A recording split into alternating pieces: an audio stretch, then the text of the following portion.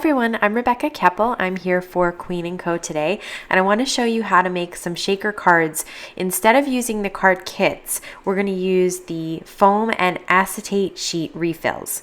So this is my binder of foam front dies, and all of these dies are shaped to cut the shaker inside, and they cut the 4 1/4 by 5.5 inch panel card as well. So you can use these to customize your foam front kits, or you can use them to cut the shaker itself using the foam sheets and the acetate sheets. So the first thing I'm going to do is cut the foam using my Sizzix, and I'm going to use that window die, and it goes through very easily. It is a little tougher to turn the handle when you have something real thick like this, but it's not bad at all. And so I'm just going to pop out the little interior rectangles there. I've also cut a piece of cardstock to match.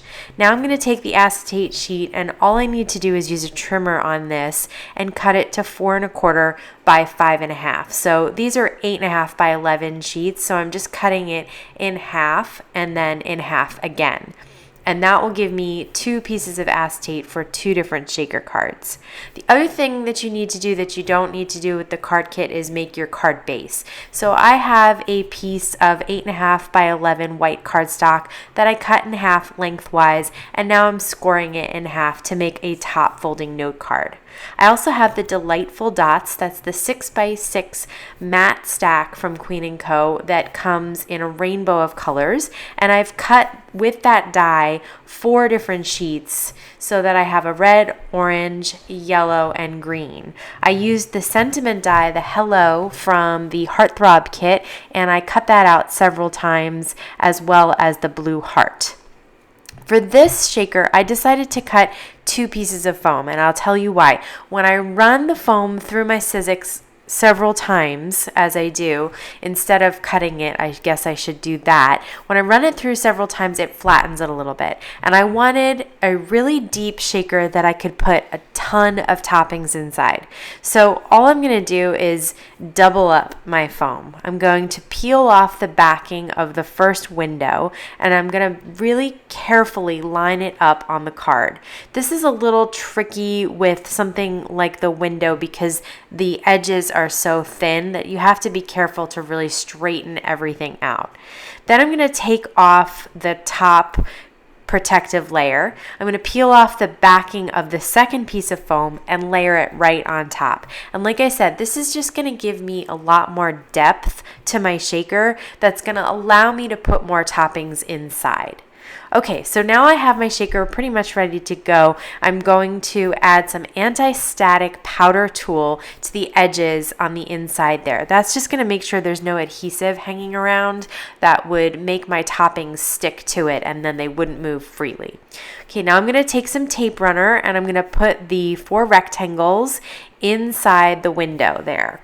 And this, if you were going to just do one color, you could just do the panel background being that color.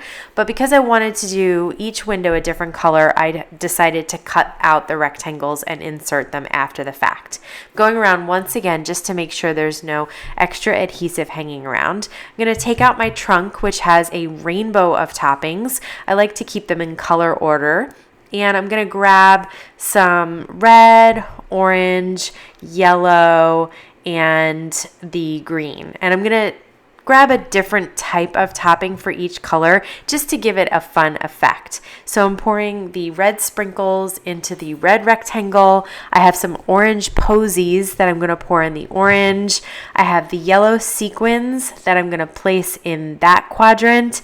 And then for the green, I ended up using the pastel diamonds for that rectangle.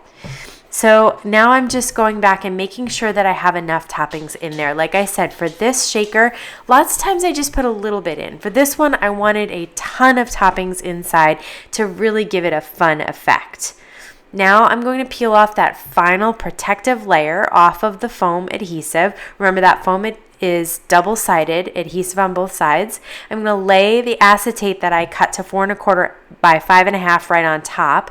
Then I have that piece of white cardstock that I cut into the same shape as the shaker, and I'm just going to use that to layer on top so that you don't see the foam. You could cut that in any color you wanted, but I really like for the window it to be white. It just reminds me of a windowsill. I cut 2 of the blue hearts, so I layered them together just to give it a little extra dimension. And now for the hello die, I cut 3 of them. But what I did first, before I cut them out, I placed some thin double-sided adhesive. I used the Thermoweb iCraft adhesive, and I laid it on the back of the pattern paper and then cut through that whole thing, which basically turns my little die cut into a sticker and makes it a lot easier to layer 3 on top of each other. And I'm doing that just to add some extra dimension to that hello die, give it a little more height. And so I'm removing the other backing here, and I'm going to lay that right on top. And when I have a really thin word die cut like this, I just start at one end and match up the H stems there, make sure they're nice and lined up, and then move along letter by letter, making sure everything is in alignment. The great thing though about die cutting the same color of die, so the reason that I die cut 3 purple pattern paper hellos is because if I don't line it up perfectly, which I never do, honestly, it will not show through. So now I'm going to remove the final piece of backing there off that adhesive and line that up right over my heart. And I'm really liking the way this shaker is coming together. I always feel like it needs one more little touch, so I put a couple of iridescent pearls on there, and I added some Wink of Stella to the die, as well as some Tonic Studios jewel drops. And that completes my card today. So I want to thank you so much for stopping by. Definitely, if you have those foam front dies from Queen & Co., check out the acetate sheets and the foam sheet refills. They are really great to make any kind of shaker that you like. Thanks again for stopping by. Have a great day.